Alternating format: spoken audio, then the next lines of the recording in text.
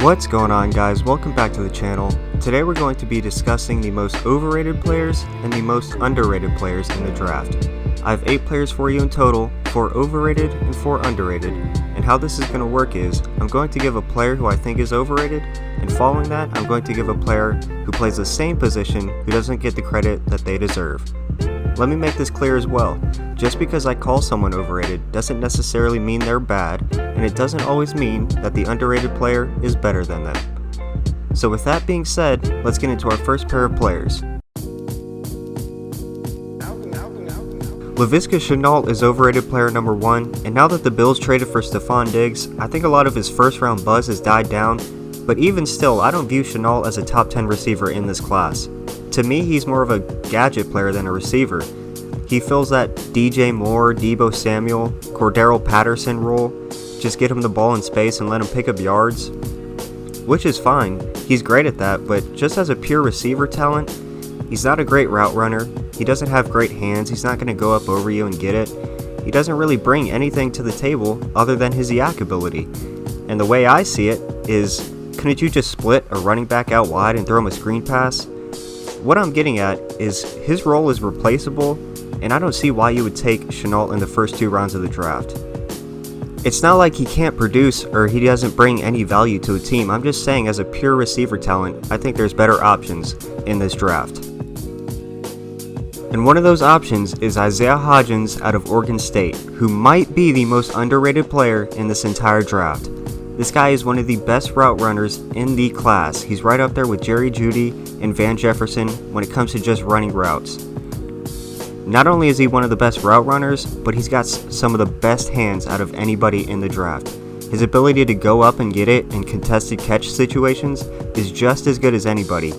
If you don't know Isaiah Hodgins, I advise you do your research, because to me he solidified himself as a top 5 receiver. At least. That's at least. He might be top 3. My comparison for him is Michael Thomas. Not the most physically gifted, but he does everything else right.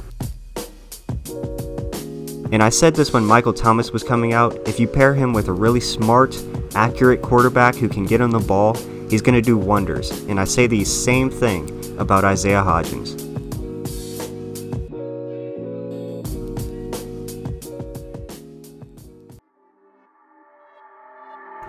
Next up in our overrated category, we have Trayvon Diggs. And like I said at the beginning of the video, this doesn't make him a bad corner, it just means he's not as good as everyone says he is. Every mock draft I see has Diggs going in round 1, and I don't really see why. Look, Diggs is a decent off-zone corner, and he's solid in press, but that's really about it. He doesn't have good technique, he's not fluid at all, his lateral agility is lacking, thus making him a liability in man. His ball skills are alright, and the perception of Diggs is he's a physical press corner who's stout in the run game. And don't get me wrong, he certainly has all the tools to become that, but when I turn on the film, I don't see him jamming receivers at the line left and right. Most of the time, he's either in off coverage, or when he does line up at the LOS, he's in bail technique. When he does jam the receiver though, he's solid, but I think he's going to over-rely on it in the NFL. Like, look at Xavier Rhodes, a guy who really wasn't good at anything unless he was able to get his hands on you. And in terms of his tackling and his run support, I see a willing tackler and a willing run defender, but his overall technique really isn't that good. I view Diggs as a day 2 guy, and I think he can be a good corner in the right scheme and with the right coaching, but I doubt he'll ever be a top 10 corner in the NFL. Hence, the Xavier Rhodes comparison. For our underrated corner of the video, we have Damon Arnett, and I have no idea how this guy just got swept under the rug throughout the draft process. When I watch the film, I see a really intelligent, super sticky lockdown corner, and I'm not sure what everyone else is watching, but in my eyes, he's a top 3 corner in the draft. He's great in man and zone. He played in that same cover 1 scheme as Jeff Okudah, and I don't see anybody talking about how Arnett was locking down his side of the field. He really understands zone replacement, route combos. I think he's NFL ready and can fit into any scheme. His size is a little concerning. He's only 5'10", 5'11", so I do question his ability to play outside corner full time. But if it becomes a problem, I say move him to the slot, where he'll be just as good, if not better.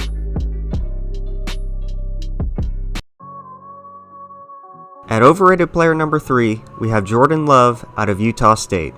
Now if you watched my quarterback rankings video, you know I really like Jordan Love. He's my favorite quarterback in the draft, and I want to see him do well. But over the past couple of weeks, his stock has skyrocketed, and I think it's completely unworthy. I don't see how you could have a first round grade on him.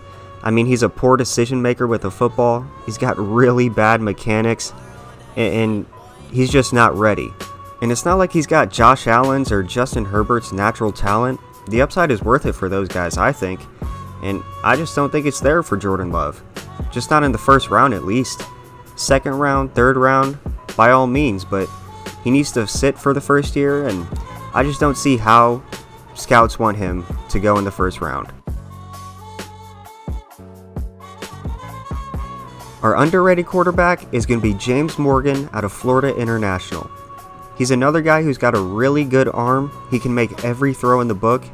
And just as a quarterback right now, he's not that far off from Jordan Love.